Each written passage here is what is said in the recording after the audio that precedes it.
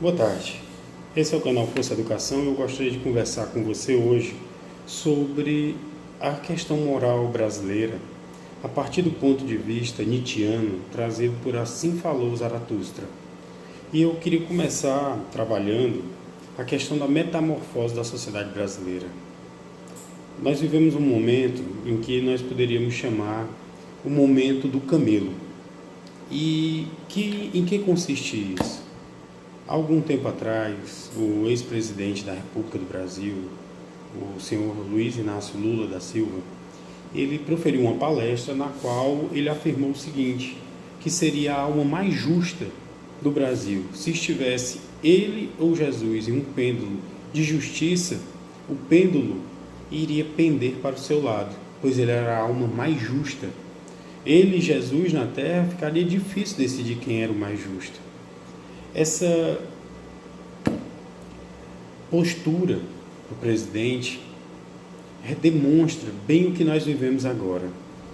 Várias pessoas têm considerado que elas têm direitos quase absolutos, direitos que lembram o projeto filosófico de Ayn Rand, o objetivismo, no qual cada pessoa deveria cuidar do seu próprio interesse.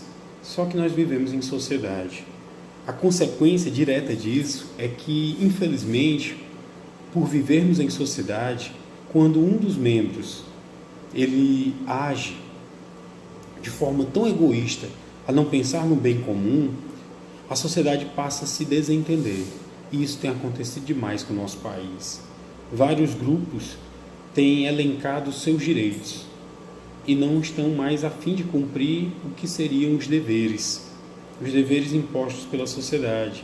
E aí aparecem vários discursos. Por que eu tenho que andar ao limite de velocidade imposto por um governante que eu sei que é corrupto?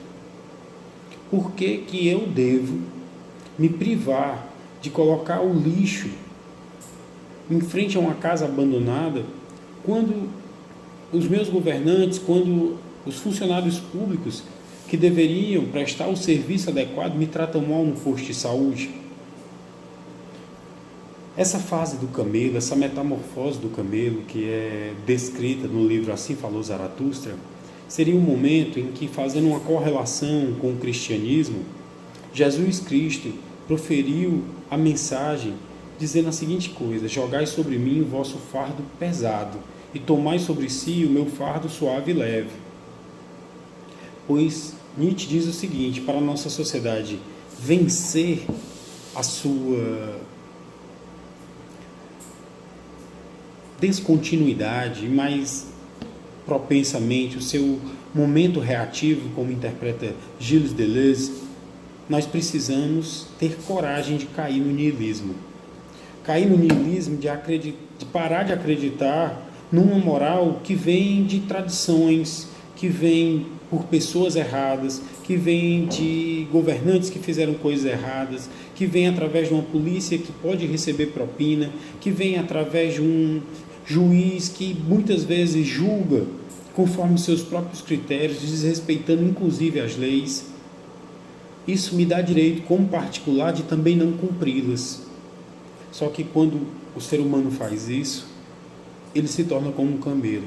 Ele suporta todo o peso da sociedade sobre si. E, tal como um camelo, ele vai caminhar num deserto, à busca de encontrar um oásis, um local para beber a sua água e recobrar suas forças. O problema é que o momento seguinte, segundo essa metamorfose de Nietzsche, descrita por Zaratustra, o místico que desce numa cidade e começa a anunciar a morte de Deus, é um momento mais perigoso ainda, é o momento do leão, onde um verdadeiro dragão se levanta nessa desolação do homem, nessa tristeza do deserto, nessa vastidão do nada, e esse dragão começa a poluir a cabeça do homem dizendo: olha, para que você resolveu andar nesse deserto? Por que você decidiu romper com toda a moral da sociedade, com todas as tradições que sustentavam essa sociedade? é preciso retomar as tradições. Doa a quem doer. E esse discurso é muito próximo do que diz o atual presidente da República, o senhor Jair Messias Bolsonaro. Inclusive, chegando a um extremo de dizer o seguinte: nós precisamos comemorar como data cívica a data da contra-revolução militar contra o comunismo, a Revolução de 1964.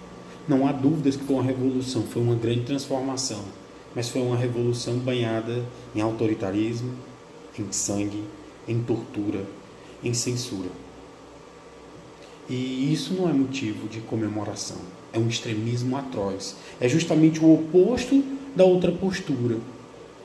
E eu estou enunciando através de pessoas tão emblemáticas porque a nossa sociedade parece viver eternamente um conflito entre quem está à chamada esquerda, do lado do presidente Lula, e quem está à direita, dentro do conservadorismo, ao lado do atual presidente, o senhor Bolsonaro. E nesse combate, as forças reativas representam todos aqueles sistemas éticos que estão ao lado do senhor Jair Messias Bolsonaro. Quando ele diz, por exemplo, que nós temos que defender Israel, pois é o povo santo de Deus, e isso justifica, inclusive, tomar uma postura contrária à postura histórica do Brasil dentro da Organização das Nações Unidas, de condenar quaisquer atos contrários aos direitos humanos e o direito à vida.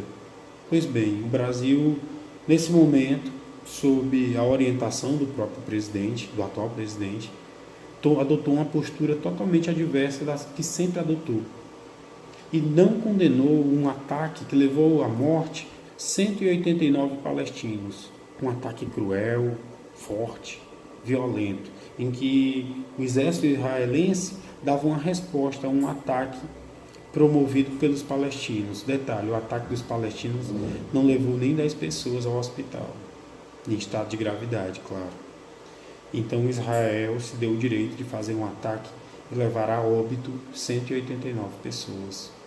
A desproporcionalidade já justificaria a condenação dessa postura, mas o Brasil, pela primeira vez em mais de 15 anos, não adotou a sua postura histórica de condenar esse conflito, de condenar essa postura extrema, e abriu mão de se posicionar ao lado daqueles que defendem a vida por defender uma ideologia. Então a gente observa que, se por um lado o discurso que eu trouxe do presidente Lula enumera a falta de respeito com a moral assente na sociedade de hoje, por outro lado, o discurso do senhor Bolsonaro desrespeita tanto quanto. A falta de respeito do ex-presidente Lula se refere ao credo. A falta de respeito do presidente Jair Messias Bolsonaro se reveste de uma força e de uma virulência que ofende a todos aqueles que acreditam na vida, na importância e no amor à vida, de quaisquer pessoas, inclusive nós que somos cristãos. Mas, por um lado, o grupo que mais o apoia é um grupo de pessoas cristãs, que sustentam um sistema moral cristão. É isso que o leão faz, dentro da metamorfose descrita por Nietzsche. É um extremo moral que tenta trazer de volta, não o momento da moral que foi quebrada pelo camelo, quando o homem resolveu tomar de Deus em suas mãos o seu próprio fardo, mas é um pouco pior.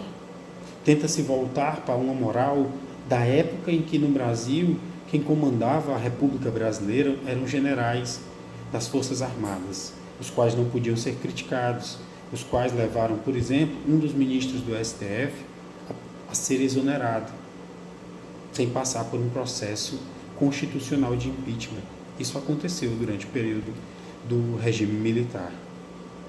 E quando nós observamos isso, nós ficamos à mercê de duas forças extremamente potentes e destruidoras. De um lado, o desejo de romper com todos os padrões morais que sustentaram a sociedade até os dias de hoje. De outro, o desejo atroz de trazer toda a moral a mais profunda moral repressora que o país já viveu. É por isso que nós vemos hoje a juventude cair numa desolação profunda. A juventude e todas as pessoas que têm um pouco de consciência. Quando diante de tamanho conflito, de um lado, pessoas que acham que a única solução para o país é recrudescer as leis, é recrudescer a moral, é recrudescer a ética e transformar o nosso povo em um povo coletivista, aproximando bastante das ideologias trazidas pelo nazismo, fascismo e também pelo comunismo, onde o Estado comandava todo o governo, onde o Estado era detentor de toda a vontade e os indivíduos eram silenciados e esmagados. Por outro lado, se deixarmos os indivíduos terem a plena liberdade, como é proposta no momento do Camelo, nós viveremos episódios trágicos, como a gente viu no Carnaval, onde houve um grande desrespeito com a fé de todos aqueles que acreditam em Jesus Cristo. E a escola de samba Gaviões da Fiel levou à Avenida de São Paulo uma imagem do grande inimigo de Jesus, Satanás, o agredindo, o espancando e vencendo a grande batalha espiritual, porque já não existia mais batalha espiritual. Na verdade, as pessoas já estavam descrentes. É isso que Nietzsche anteviu há mais de 120 anos. Há mais de 120 anos, Nietzsche anteviu que nós viveríamos o nihilo, nihilo ex nihilo, nada vem do nada. Só que a gente pode ir mais longe, a gente pode ir para a Revolução Francesa, para o Iluminismo, onde os grandes pensadores iluministas começaram a se contrapor à própria ideia de existência de Deus e da sujeição do homem a Deus. Só que nessa grande batalha, em que a fé era usada para justificar os desmandos de um governo imperial, autoritário e autárquico, representado pelos reis, os reis iluministas, dentre eles o rei absolutista mais terrível, como Luís XIV, que dizia que o Estado nada mais era do que ele mesmo. A gente vê que teve um grupo no meio da Revolução Francesa que nada fez.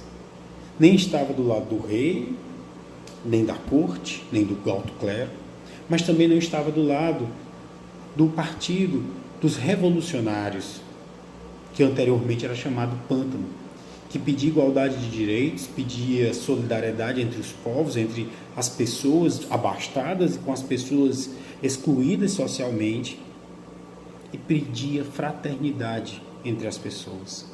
Existia um grupo no meio que não fez nada, era apático, não conseguia sair desse conflito.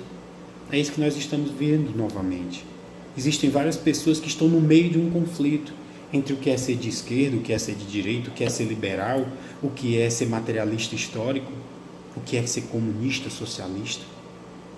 E várias pessoas ficam assistindo, tristes, sem forças para reagir. Isso é o niilismo. E esse niilismo se contamina na sociedade.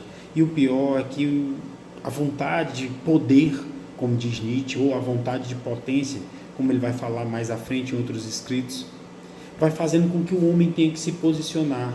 Esse desejo interior de encontrar-se com a sua própria vida, de viver. Pois Nietzsche, quando retrata, e assim falou Zaratustra, a vontade de potência ou a vontade de poder, ele cita quase como uma necessidade intrínseca, quase como um instinto humano, que biologicamente move o homem para a vida. E quando o homem não tem escolha, quando o homem é colocado em dois extremos absolutos, como está sendo representado agora, a luta entre uma esquerda e uma direita, política, econômica, social, ideológica, ética, aqueles que estão no meio estão na apatia total, na vastidão do deserto. Nem são os camelos, que desistiram de acreditar na moral da sociedade completamente, nem são os leões que querem trazer uma moral ainda mais repressora. Será que nós veremos surgir desse grande conflito, desse grande embate, dessa grande luta, que não é uma luta de classes, é ideológica, mas não é de classes. É uma luta que opõe moralidade e amoralidade.